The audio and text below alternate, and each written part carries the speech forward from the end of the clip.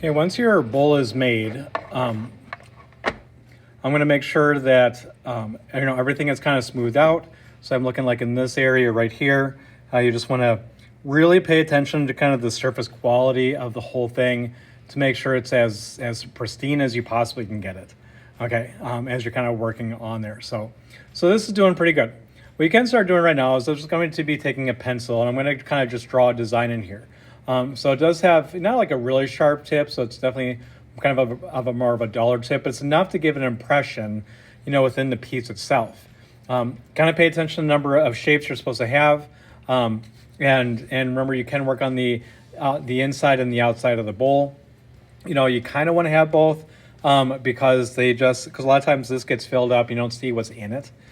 So people do notice the outside quite a bit more because you put stuff in a bowl, kind of thing. So do pay attention to the outside part, but just kind of for ease of a demonstration and for carving, I'm just going to quickly draw out a design.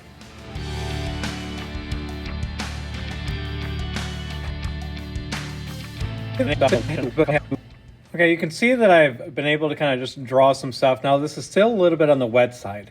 So if I had the option, I would probably wait just a little bit more because you don't want to have all these curly Q kind of pieces come off of it.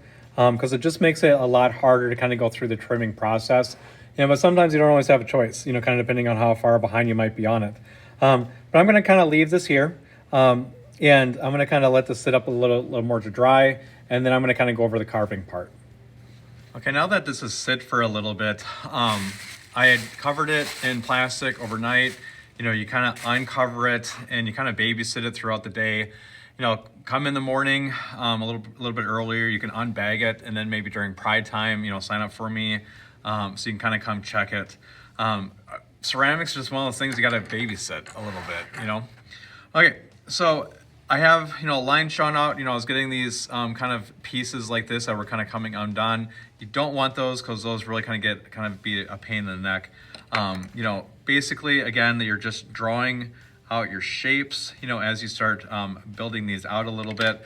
And then I have this tool that I use red tape for because all the red tape has these hooks. And what's nice about the hook is when I start coming in, I can dig down a little bit and I don't get nearly as many of these pieces of clay that's kind of all over the place. And you're able to kind of go down a little deep.